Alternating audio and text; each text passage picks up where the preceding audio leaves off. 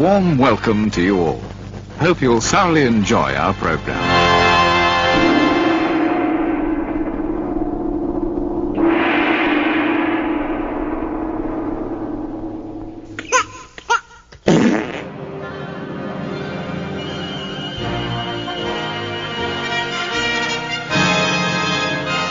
Oh, hello.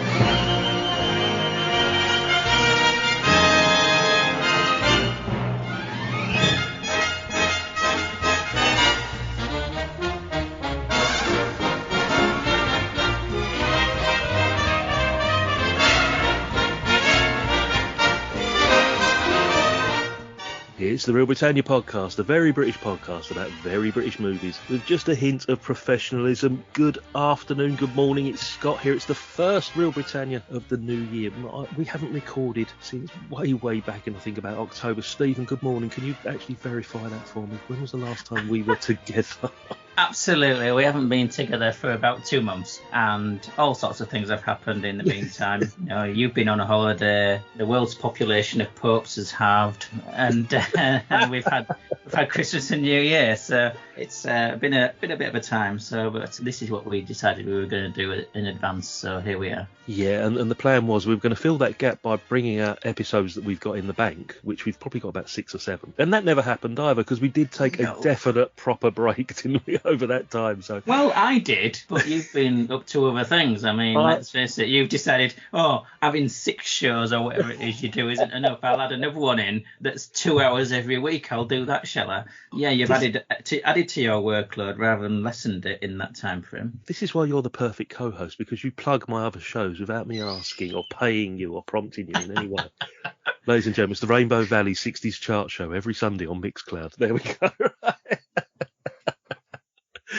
We're in the 60s today with Reel Britannia. It's part of the kitchen sink progression, as what are we calling it? Because it isn't all just kitchen sink dramas, is it? We're choosing movies that were influenced by or sort of like influenced the kitchen sink dramas, aren't we? And that sort of genre as such. It's, that kitchen sink and angry young man. I mean, this is more dirty old man than a young man, but it's that social realism, and from a certain point of view of the changeover in social mores, as well as how the times were changing. I mean, this was the 60s coming in with the most permissive society, but also the end of empire, which we'll discuss, and all these kind of things, how attitudes were changed and people who been born in the war was suddenly their time was coming. So that is the social realism or kitchen sink. There's no term that actually covers all of them, I don't think, but this fits in a different way, I think, to a lot of the other ones, but it still does fit. It ticks so many of the boxes of what a textbook kitchen sink movie is generally regarded as. We've got directed by Tony Richardson, screenplay by John Osborne, and you've got Alan Bates and Albert Finney lurking in there somewhere as well,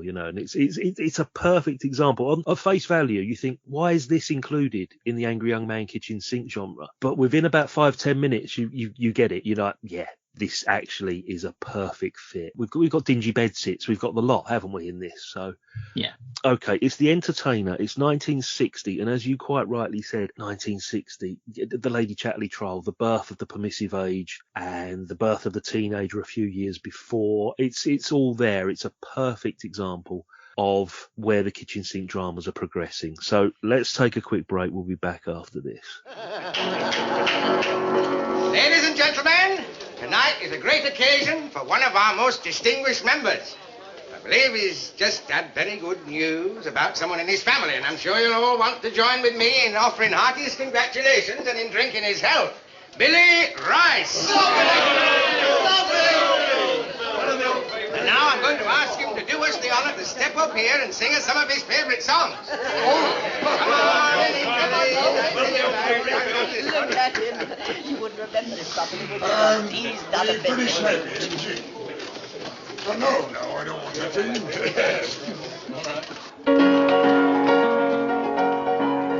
The so-called government we've got today are cutting down expenses, so they say, to save a few odd million, more or less. They want to scrap the Navy, do they? Yes! We know they're broke. Well, I'm broke, so are you broke. We're all broke. As we were when Bolingbroke first sailed away. But we've got the men, we've got the ships. What's more, we've got the water. And it's just as wet as in Lord Nelson's day. So don't let them scrap the British Navy. Don't let them scrap our men of war.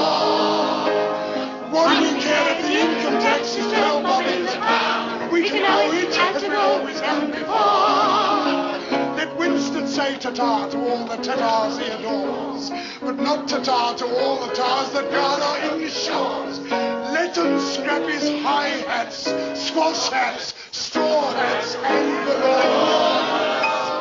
But they mustn't never scrap, no! They mustn't never scrap, no! They mustn't never scrap the British Navy! Okay, it's The Entertainer from 1960, directed, as we said, by Tony Richardson, written by John Osborne and Nigel Neal, two very familiar names to this podcast. Yeah. Starring Laurence Olivier, Brenda De Banzie, Roger Livesey's in there, Joan Plowright, Alan Bates and Albert Finney. As I said, we got Daniel Massey, Shirley Anfield. This cast list is amazing. Thora Hird, Charles Gray, which I forgot was in this, but Yeah.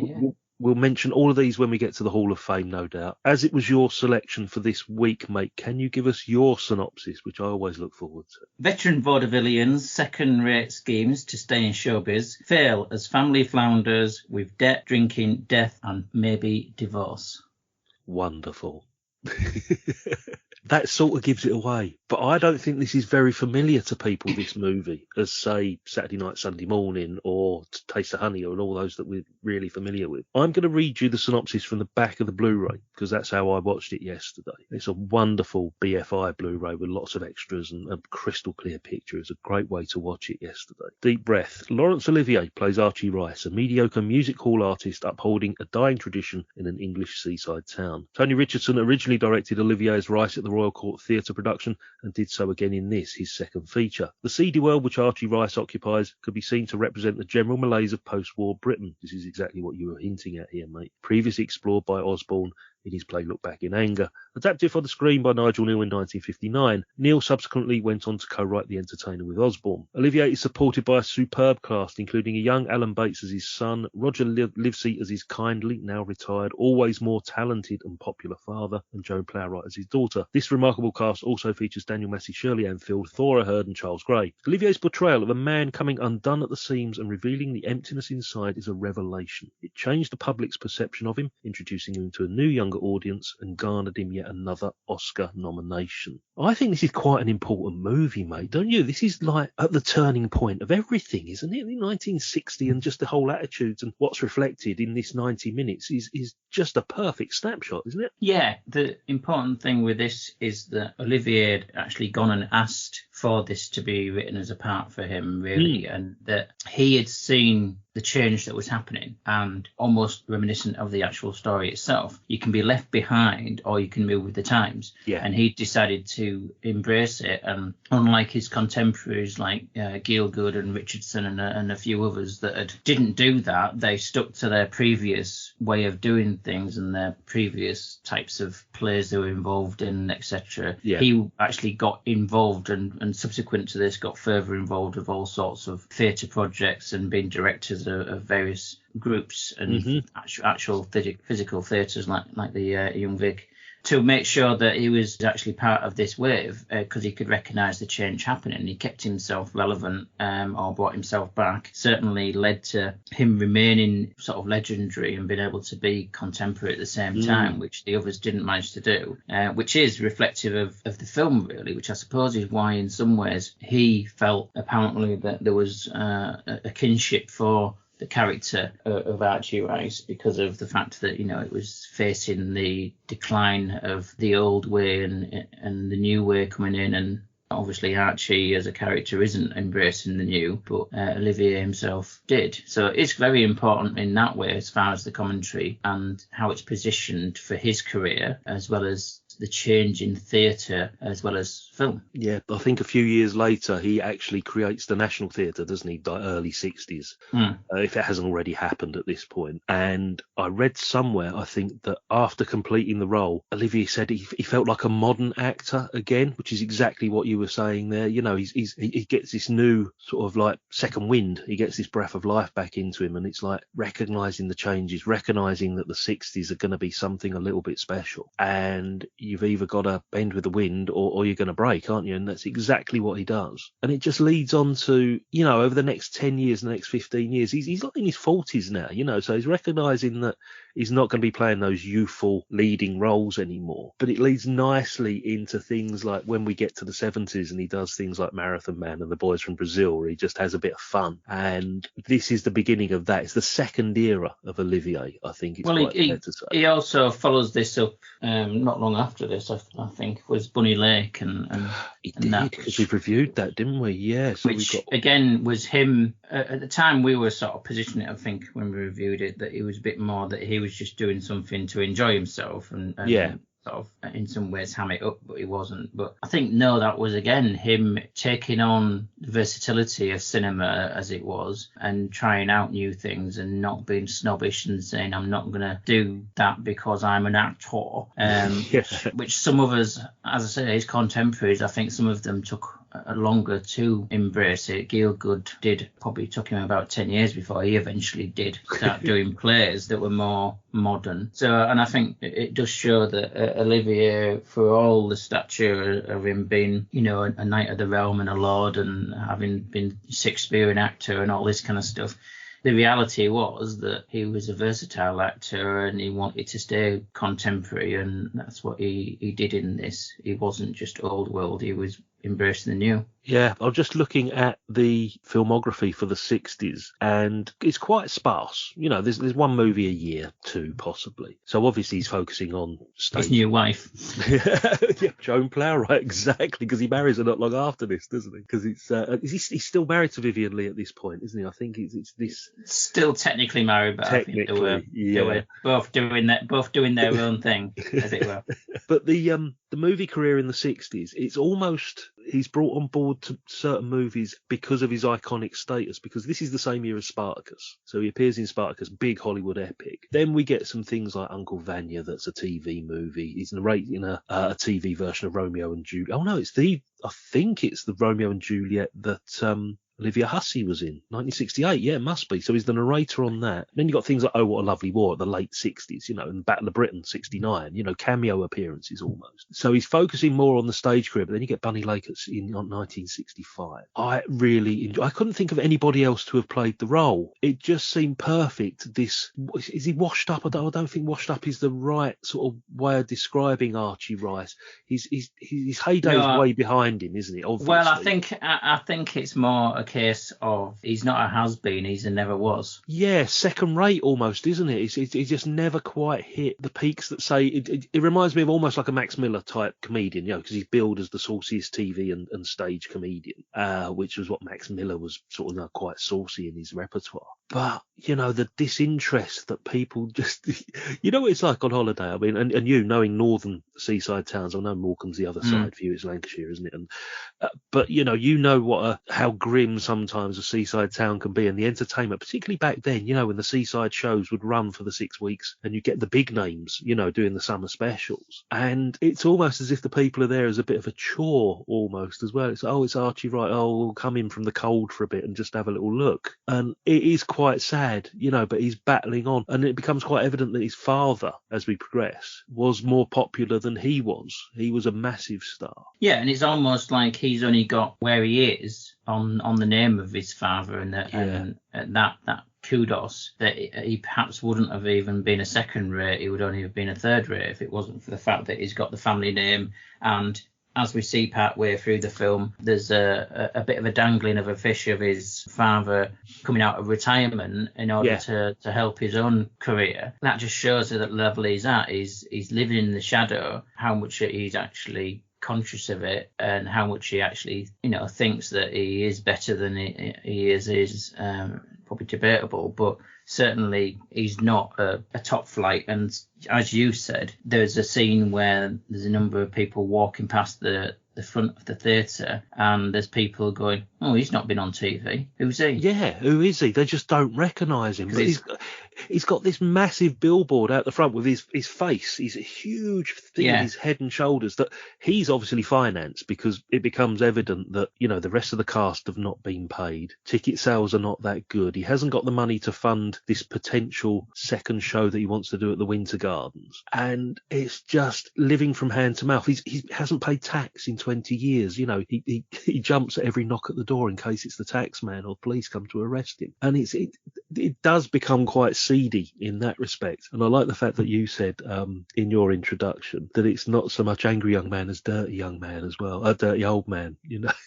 Yeah, I mean, it is that there's a point in the film, not as a spoiler, but unfortunately he gets drafted in as the stand-in, not even the first choice, but as the stand-in. He's the second choice to be the announcer, the compere at a beauty contest, and then he ends up as a dirty old man. He ends up coming on to and sleeping with not the winner, but the second. Shirley Ann Field, isn't it? Yeah, who she'll appear in lots of things subsequent. I mean, she was in a lot of this genre of stuff anyway. But yes. But yeah, and then he subsequently, obviously, as a dirty old man, he's not only sleeps with her, but which is not the first time he's done this kind of thing. But because we find out that's how he ended up with his second wife, because his first wife caught him with her. But yeah, and I mean, there's obviously the major age gap, which is reflective of himself as as in reality of Laurence Olivier, because of the fact that Joan Plowright, who plays his daughter in this film, there's a gap of 25 years between them, I think it is, which would be equivalent to me marrying a 20-year-old or you marrying a 40-year-old. So all right. I knew it would come along at some point, the jibe. I knew it would come along.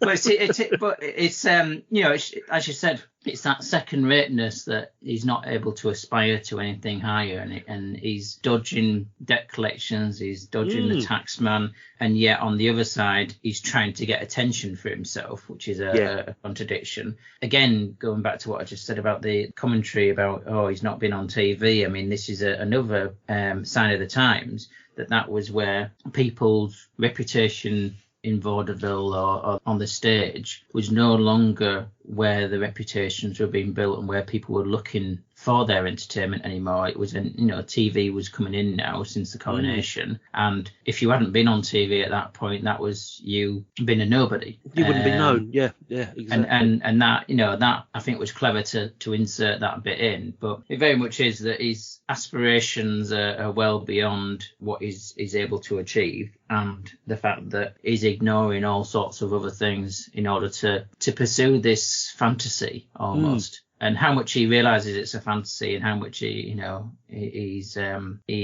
does actually take it on board, I don't know. Yeah. I mean, he does comment about being dead behind the eyes, and so therefore, not about, and singing the song about why should I care. And isn't that something reflective as well? Because he says, like, he's performing to a dead audience and he's dead behind the eyes as well.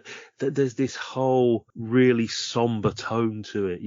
Is he aware that he is living hand to mouth and he's fighting a losing battle that's eventually going to come crashing down around him eventually if he carries on doing what he's doing? I mean, this whole affair with Shirley Ann Field, he's all right. Yes, it's partly the sexual side of things, but it's mainly the financial, because he finds out that her mother, Thora Hird, and her father are quite well off. Yeah. And they agreed to finance this new venture, which I think was the Winter Gardens thing that he had planned, providing there's a place in the show for Shirley Ann Field. Yeah. So it all sort of links together, It's like, right, because it's just like, right, I don't care hurt or upset this is going to cause my family. Hopefully they're not going to catch me anyway. But at the end of the day, I've got my dream. I've got my second show. You know, I can go on to the Winter Gardens and perform there. And it does start to come crashing down because he gets caught out by Joan Plowright in an amazing scene in the is it the restaurant where she sees them in the mirror? It's the cafe or something, isn't it? Sees them kissing on the doorstep. It's only because there's a mirror there and she can actually see them behind her. And it's a really superbly written character that, you know, I mean, I haven't seen the stage production. I was looking at the synopsis for the stage production, and it tends to focus more on the family relationships around him. There's a lot more focus on the sons and daughters, and in between each act there's a lot of his stage show. You know, he just does the stage show. There are some differences in the plot. I don't think it focuses too much on the affair. You know, it's just he mentions it in conversation that he's seeing somebody, I think it says in the stage production. But the way this has been adapted for the screen, where the focus is totally on Archie Rice, it really gives you the insight of how it affects the other people surrounding him. We have to mention, for example, Albert Finney. This is Albert Finney's film debut. Yeah. He's not in it very long, 3-4 minutes at the most. You know, a couple of lines here and there. Yeah. Goes off to Suez. That's another thing. So this isn't actually set in the 60s. This is set 4 years before, isn't it, in 56? Yes. So this isn't a 60s set movie, even though it was released in 1960. And spoilers, I'm sorry, we're going to have to say, but Albert Finney gets killed while he's out there. I mean, he gets captured, and then there's the whole worry over him being captured and what's going to happen with him, and whether they torture him, whether he survives, and etc. Because this is the first experience, really, of, although there was the Korean, this is the first experience of people seeing it on closer to home. So they're worried about him having been captured. Then they worry about, because he's released from that capture, they're then planning on his return, and there's a certain amount of weirdly celebrity around that, because he gets asked about it, does Archie, about his surname, and that's the same name as that soldier that's just been captured. He brushes it off without actually acknowledging that is his son, which you could, if you were wanting attention purely for attention's sake, then you would grasp upon that, which we know a lot of people who are attention seekers or whatever. But he's not interested in attention when that is attention because of somebody else. He's only wanting attention because of him. So if it's attention that's reflecting on him from his son or even from his dad, he's not interested. He tries to bring it back to him. And that as a backdrop of what's going on, and him ignoring him, some incredibly important things going on in his family, it does set the tone for who he is. Yeah, he's too busy just planning ahead, and he's so self-centered that he doesn't realise that everything is just collapsing around him. But to him, it's just like, well, no, I'm going forward. I'm doing this. I'm going to be performing here. I'm going to be a big star again. And meanwhile, you know, he's got a dead son. He doesn't realise. He's got another son, Alan Bates, who's totally fixated with him. Alan Bates, in Alan Bates' eyes, he can do no wrong. Joan Plowright can see through him. Basically, she's aware of his previous philandering. That's right, isn't it? I'm sure, because when... Well, she's aware of, to an extent, she's aware that he has, you know, dallied with young actresses in order to, you know, same as what he does with the beauty contest. But what she isn't aware of is that the reason why her mother left him was because she'd caught him with the woman who's her stepmother, and Brenda De Banzie, which is, and as a character, I mean, she's the one that shows the most affection towards the stepmother, and that doesn't stop just because that piece of information has been revealed. She doesn't suddenly just see her stepmother as being the villain of the piece and somebody to be hating at that point. She still just carries on, you know, being lovely to her. And supportive of her in the face of her father not being. She almost sort of spoils his plans, but she is the catalyst for somebody else doing so. I don't want to go too much into the characters because I know we've got the Hall of Fame coming up, and I want to mention a few things about Brenda De Banzie, Roger Livesey in particular, and Alan Bates, Joan Plowright, and I know a lot of these are going to crop up in the Hall of Fame. This seems like a perfect chance to actually go there, mate. Grab your keys, and we'll see who's going to be inducted or who's made their 97th appearance along with everybody else. Oh, you all right? Yeah.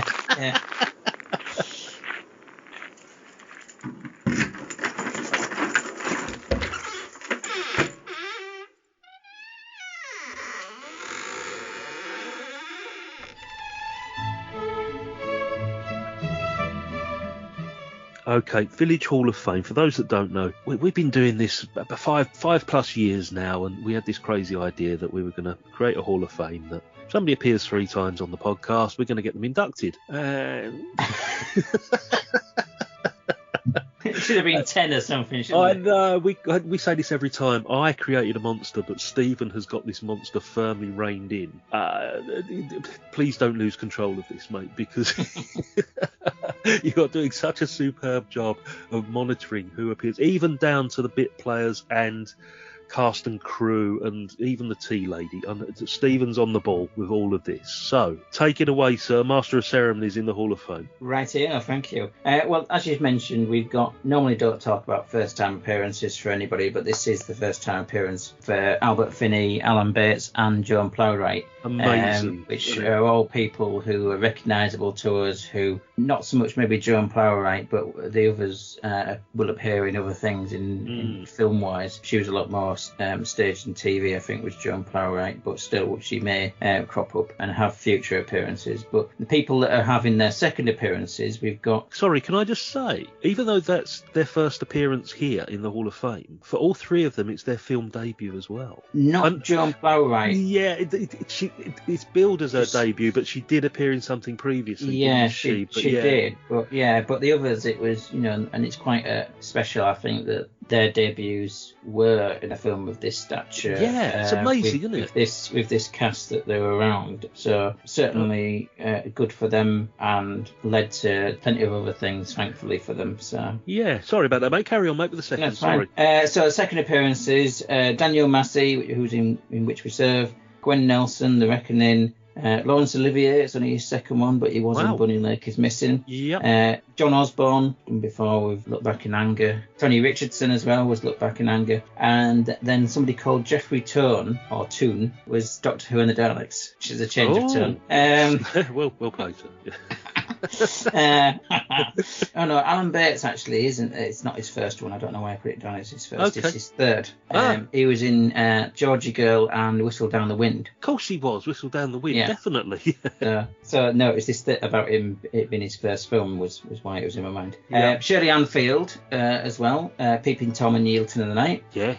Charles Gray, Rocky Horror Picture Show and Theatre of Blood. Miriam Carlin, Heavens Above and Room at the Top. We remember in Heavens Above with that just talking continually with a cigarette hanging out of her mouth. And Roger Livesey making his appearance in the Hall of Fame properly now with 3 appearances after Legal Gentleman and Matter of Life and Death. Roger Livesey, only a year older than Laurence Olivier. Yes, I was going to say that. Yes, it's one of those things where people are playing somebody's parent and or child, and they're only a year or 2 apart. Yeah, so, incredible. Amazing. But I think for some reason he does come across more aged, and I don't know if that's makeup or just acting. I don't know. Bit of both. So, fourth appearance, we've got Gilbert Davis, who was in It Always Rains on a Sunday, Passport to Pimlico and Quatermass 2. Thora Hird, with a fourth appearance. One Good Turn, Quatermass and Went the Day Well. Wow. So fifth appearances, we've got Nigel Davenport, who was Chariots of Fire, Look Back in Anger, Man for All Seasons and Peeping Tom. Uncredited in this as the theatre manager. Yeah. And then also fifth appearance, we've got Nigel Neal. Cool. Snowman, Look Back in Anger, Quatermass and Quatermass 2. This must only be Tony Richardson's second then, isn't it, I think, because he hasn't cropped up. That was second, as I said, So 7 appearance, that's Jimmy Charters. Man in pub, listening to Billy sing, yes. So 10 Millington Place, Gideon's Day, Melody, Passport to Pimlico, The Reckoning and Revenge of Frankenstein. Wow. We do have somebody making their 8th appearance, which is Jack Sharp. So yes, Jack Sharp was 10 Millington Place, Heavens Above, Crestfile, Look Back in Anger, Man for All Seasons, Night to Remember and Violent Playground. Also Man in pub, listening to Billy sing. So another Man in pub. Now, it's not who I'm thinking, or is it? Because I didn't look down the full cast list until about 30 seconds ago. And he's jumped out. He's just punched me in the face. He's there, isn't he? I'm not sure he was the type of person to do that, but he was a lot more in the background and less, in your face. But there you go. I think I did, yeah. Funny enough, before we reveal who it is, and I'm sure most people know who it is already, I was watching The Wrong Arm of the Law last night, Peter Sellers. Oh, yes. Bernard Cribbins and all those guys. And there's a big sort of like there's a scene at a meeting where the police and the crooks all get together. And in the front row is Marianne Stone, and she has a speaking role. And I thought, and I was, as much as I was focusing on the lovely Marianne Stone, I was looking amongst all like the 50 or 60 extras at the back to see if this particular person was there. This is what you've made me do now. You've made me become a different sort of movie watcher. It's like, who is it? I'm sure people know, but who is it? It is the legend Victor Harrington. How many appearances on the show now? It's 15. Is he still top? He is now equalled top with Guy Standeven. Oh, brilliant. Okay. So Carry On Regardless, Dr. No, Frenzy, From Wish You Would Love, Georgie Girl, Gideon's Day, Inspector Calls, Ipcrest File, Man Who Haunted Himself, Night to Remember, The Reckoning, The Rebel, Rocky Horror Picture Show, and Trouble in Store. Amazing. I couldn't get through that in one breath. Oh, I know. It's going to get to the point where you're not going to be able to rattle off all of them because he's going to hit 20 plus at some point. It's just that I'm doing all this from memory. Yeah, you've got that spreadsheet burned into the back of your brain, haven't you? At the moment? Yeah. No, I have to write it out because otherwise. I'm not surprised. So, but yes, people in there who we recognise from plenty of other things. I mean, not just the whole Victor Harrington thing, but Nigel Davenport, and Thora Hird. We see them we know them as character actors and actresses from any number of things, whether we've reviewed them on this show or not. They are just part of the fabric there, and we've seen them in this. We're going, ooh, it's Nigel Davenport, and it's and not in the foreground. Okay, Thora Hird had a bit more of a prominent part in this. Isn't it amazing? Isn't it amazing? Sorry to interrupt, but Thora Hird, before I forget, only 20 years before, she was in like Went the Day Well, playing a teenage Nazi killer. Yeah. And she's now already become dowdy old mother. In that space of 20 years, already she has become the Thora Hird that she will play for the rest of her life. Well, I mean, it's I think she grew into herself, for want of a phrase. And I mean, unfortunately, it does almost get commented on in the film when Sally Anfield comments when asked whether her mother is as beautiful as she is. She makes a very dismissive comment of, oh no, no, not all, or something over which, But yeah, she does slip into playing these, and it's like the Hickson as well. She, well before her time, starts playing the old woman character, and that's why we've got it in our mind that they were old women for so long. They were, they had a very brief tenure when they were 20 years old, and then within 2 years they were suddenly 60, and they spent the next 60 years being 60. It's the same with Roger Livesey. They've already in his 40s or whatever, and they're already applying prosthetics to make him become a 60-year-old man. We don't mention too much of the backstage boys and girls, but you've sort of hit upon Osborne and Nigel Neal and all those Nigel guys. Neal, yeah. Peter Yates was the assistant director on this, who would go on to direct Bullet and The Deep, those sort of movies, Peter Yates. We didn't mention Harry Saltzman as producer because it's a Woodfall production, isn't it? Which is Harry Saltzman's company that he set up with Tony Richardson. And I was just flicking through this list. Uncredited as a teddy boy, Tony Selby, which I didn't spot. No. And radio newsreader, didn't spot this, was Richard Baker. It's a great cast. Yeah, we mentioned the main ones. The top 10 in that cast are top 10 actors and actresses from classic British movies. And 3 of them, debating the Joan Plowright one, are making their debut. It's an amazing cast. Yeah. And you've also got background, off camera, you've got the likes of Oswald Morris, who doesn't spring to mind immediately as a name for people, but you got to consider his history as far as just looking at his CV, as it were. The Man Who Never Was. He's got Look Back in Anger and Our Man in Havana, The Guns of Navarone, Lolita. Amazing. Of Human Bondage, Life at the Top, Oliver. Yeah, Fiddler on the Roof. In there, and Goodbye, Mr. Chips, and Sleuth involved in that as well. Man with the Golden Gun. Yeah, it's he was top flight in that way, and not a name that springs to mind immediately. But yeah, I think possibly some of these people were able to be drawn into it due to the fact that Olivier's name was attached to this.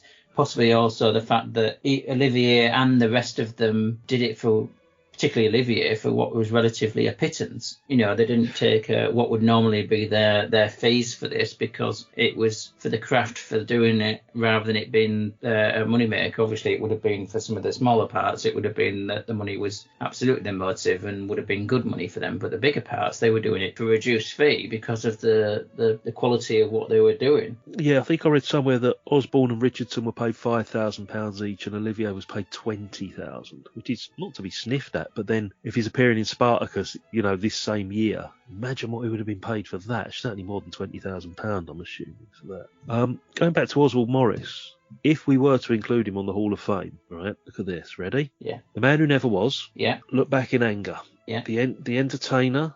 The Guns of Navarone. Lolita. Yeah. That's 5. Just Yeah. checking there's no others. We haven't done Oliver. We haven't done Scrooge or any of those. Sleuth, 6. Yeah. Man Who Would Be King, 7. 7 so far. 7. Yeah.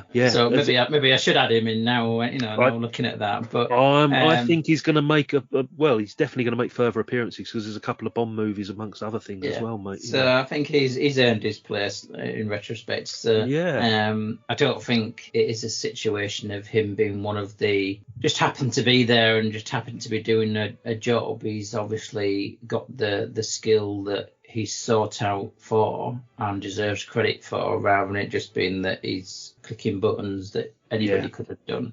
Which obviously some of the people in the production, they weren't doing anything special. It just happened to be the right place, right time. I think there's a talent to him that meant he did all those things, and therefore deserves recognition from us. So I shall add him in that case. Yeah, it's just one of those ones that we've sort of decided as this has gone on, that with the Victor Harringtons and those sort of extras, the supporting cast, we're suddenly realising the importance of the people that we're not aware of. It's not the big names, and this was the whole point of the Hall of Fame, or it's suddenly developed into this, that we're finding this out now. And I love it. I wouldn't have known Oswald Morris was responsible for all of those movies, or was involved in all of those movies, unless we just looked it up just then. So yeah, please include him on there, because he's certainly going to crop up in the future. As we start winding this down, I just wanted to go back to the beauty contest thing that Olivier sort of roped in as a second choice. And I had to write this down. There's, when they're announcing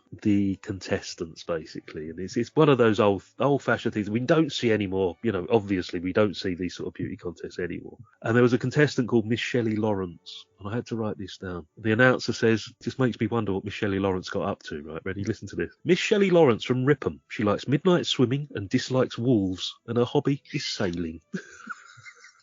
Well, with Ripon being about 40 minutes away from me, or half an hour away from me, it's a more sedate and conservative place. So I think our current Prime Minister represents it. It does, yeah. So, but yes, there was one of the other ones as well. I can't remember what it was that made me laugh. That there was like so and so, doesn't like so and so, and their hobbies are, and there was 2 of them where their hobbies were nothing.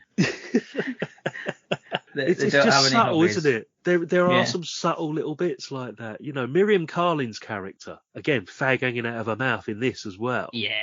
Doesn't play a massive part, but as soon as you see her, it's like, it's Miriam Carlin, brilliant. You're not going to go wrong with her. It's just one of those faces you feel comfortable with, isn't it? It's going to be caustic biting back at him from, literally carping from the sidelines at him about money and about, looking after himself, but the rest of them being screwed and, all that kind of stuff, and being promised a part in the new show, and were they all together and some of them going, well, we were asked to be in the new show, so so it absolutely. And her as a character actress, a delight to see in there, because as you say, as soon as you see it, you just go, right, I'm going to get something here. It's going to be a snippet of 30 seconds, but I'm going to get something that's going to make me smile. Trying to look up now because she was a massive TV star in the rag trade round about this sort of time. And I don't know if it is literally started in the 1960. I'm just checking now because there was the early run of the rag trade in the 60s. Then it got brought back in colour in the 70s.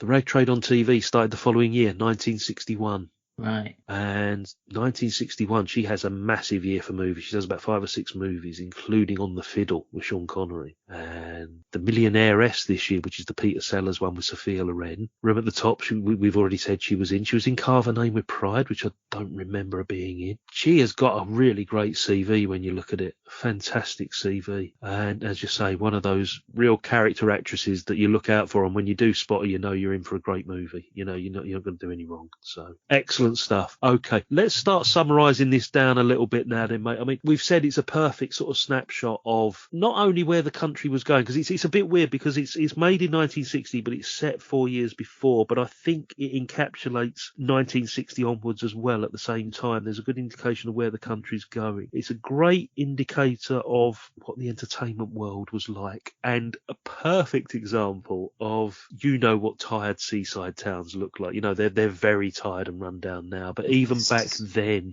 they were starting to sort of lose their appeal. It's not quite the advent of the foreign package holiday yet. That will take, a couple of more years to kick in with the cheap flights and all that lot. But you've got, is Morecambe a Butlins? Because you've got the holiday camp there. I think Morecambe was, It is, isn't it? I think because most of this is set in Morecambe, isn't it? Most of this, and then we get a brief glimpse of Blackpool as well at some point. And seaside towns in the winter are the most miserable places in the world. Apologies to people that live in seaside towns, but they're horrible in the winter. And this is just an indication of that seaside holiday is not going to be a thing in 10 years' time after this movie's made. No, absolutely right. As you've said before, that the 60s didn't kick in January 1st, 1960. No. There was a transition, and musically you can one or two things that may have occurred before 60, but most of it doesn't kick in until, later 1960, 61 or even 62. Yeah. But it's the same with these things, the cultural shifts, the teenager moving from being a new thing to it actually moving on from just being aping what was coming out of the States, which was what the original sort of teddy boy and rock and roll stuff was. It started transitioning into more the mod stuff. But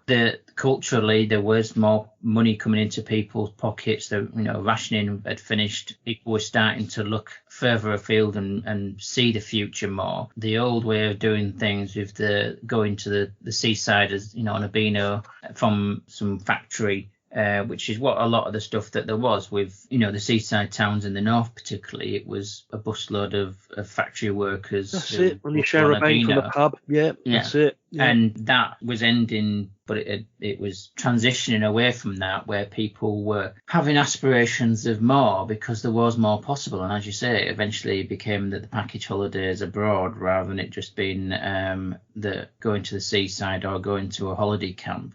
There was a movement away from that, and it did leave the seaside towns, which, as you said, now at the moment they're worse than they were then. Very much, out of season. The seaside towns are awful, really. I mean, the people who live there feel that more than anybody else, and they are places where there's a higher concentration of drug use and all sorts of things in those times. And this is the inkling of it and the snapshot of it at the beginning, that this is where the country is heading. Which, yes, this is set a few years before 1960 because it was set a year before the play was staged, but it was still relevant and still what people were seeing and why people could buy into it, seeing it at the cinema, because that was contemporary rather than it being 5 years ago. So you're absolutely right on all of that. The seaside holiday was incredibly popular because it was the cheapest option for people to get away for their week every year. But it's just an indication, as we say, of what's going to be happening over the next 10 years. It's the beginning of the slide. I've just checked. It's Pontins in Morecambe, not Bartlett. Right. How's this for a bit of bad luck? Date it opened was August 1939. Second World War broke out September the 3rd. Pontins, this one apparently it was opened by a Japanese businessman called Harry Kamiya, famous for its 2,000-seat theatre, the SS Berengaria, which was built in 1949 in the style of an ocean liner. I mean, they were huge, weren't they? Those holiday camps. They had. They were, and obviously that August 39, and then the Japanese. It's a bizarre story, isn't it? it all, they all became quite poignant. But yes, I mean, I know, Skegness and stuff over this side of the country with Butlins. As you said, that was where it all was, and that's why you had Tommy as a film. Yes, there's a holiday camp in there and stuff, and it was absolutely a cultural thing. It was a part of the zeitgeist. But by this point, 1960, people were looking that there's more than that. The same as they were seeing that there was more than some rather tired stage comedian plugging away with the same old jokes and being replaced by television, and to some extent also, I suppose, being replaced by the fact that a new type of comedy had come in. I mean, you'd already had in the background, some people have been aware of stuff like the Goons and things, which would have had a ripple effect. Even if the mums and dads who were walking past the theatre weren't into that kind of humour, though it would have been, picked up elsewhere, Hancock and stuff. And you've got, it filters through that this is end of the line as well as end of the pier. Can we agree that this is a worthy inclusion into the kitchen sink angry young man genre? Absolutely, it creates a different perspective on it than I think any of the other ones that are within that genre. But it does sit squarely in it, I would say, still, because of the attitude that it has with regards to looking at the change and the decline and the frustration of people wanting more than they're actually getting, and having to live within decreased circumstances and hand to mouth, and you almost, you can't afford to put the lights on. And I think there's a comment made about living off scraps from the butcher. Bacon scraps. So I think that dynamic as well with the family and stuff, although it's not a traditional family setup, it still is reflective of the disagreements within families. So I think all of this sits squarely and does fit and is worthy to be in. So different spin, isn't it? It's a different angle they've taken with it, and it does work, as you say. But I forgot to ask you, had you seen this before? Yes. You had, yeah. I haven't seen it I haven't watched it for about 5 years. Yeah, I'd only watched it the once, yeah. And I think I may have watched it once before then, but when we started doing this kitchen sink social realism thing, I stopped looking at any of the films that were on the list. I thought I'm not going to watch them until apart from the ones we're not reviewing, any ones that we were going to review, like this was highlighted. I'm like, well, I'm not going to watch that until it's the time to watch it. I don't want me to have watched it 3 months before and then to watch it again and me not give it a proper airing in that way. Okay, excellent. Okay, we're going to take a short break, and the next time that you and I are together, I believe it's my choice, mate, isn't it? So it is, yes. I have one in mind. We'll be back after this, and I'll let you know exactly what it is.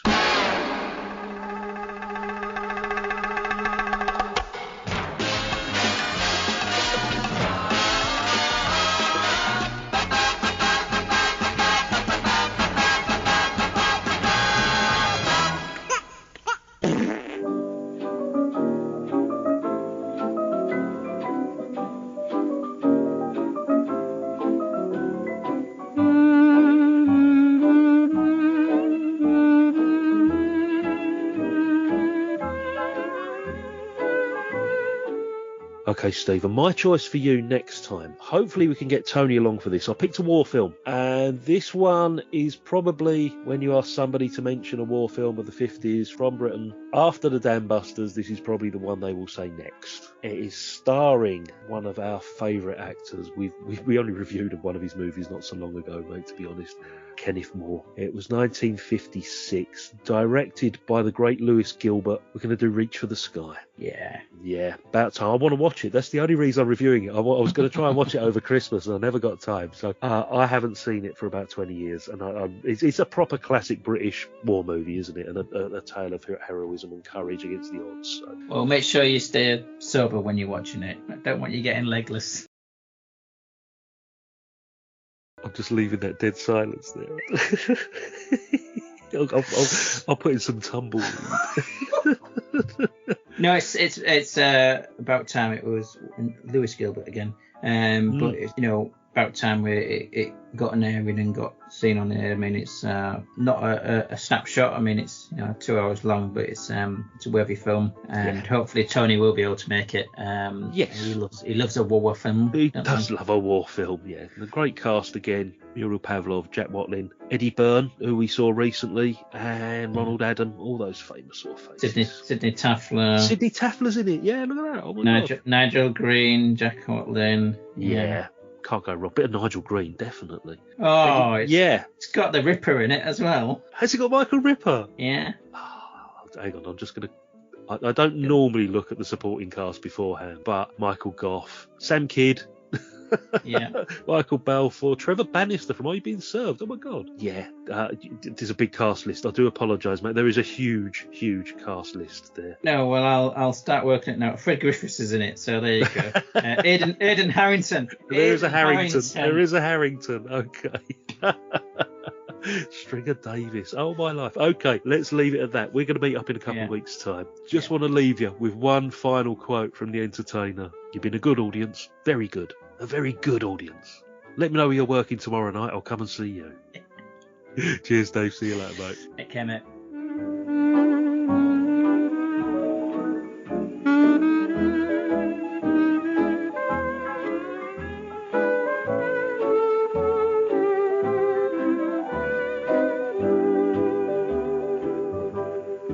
It's the end, boys. We've done our duty. We can go now. Absolute shower. A positive shower.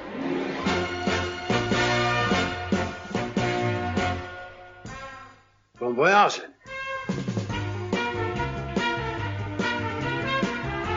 Goodbye!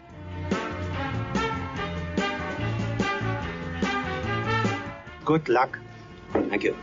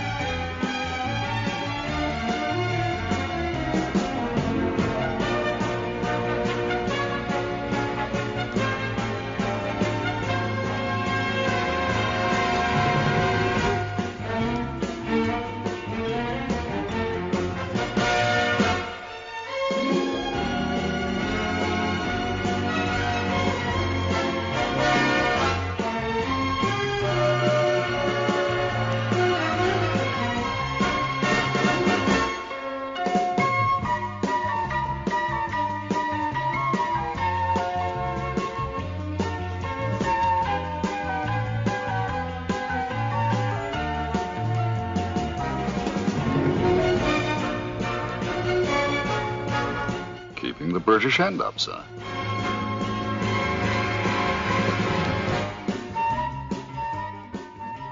I'm sick of beans. Stop engines. Stop engines.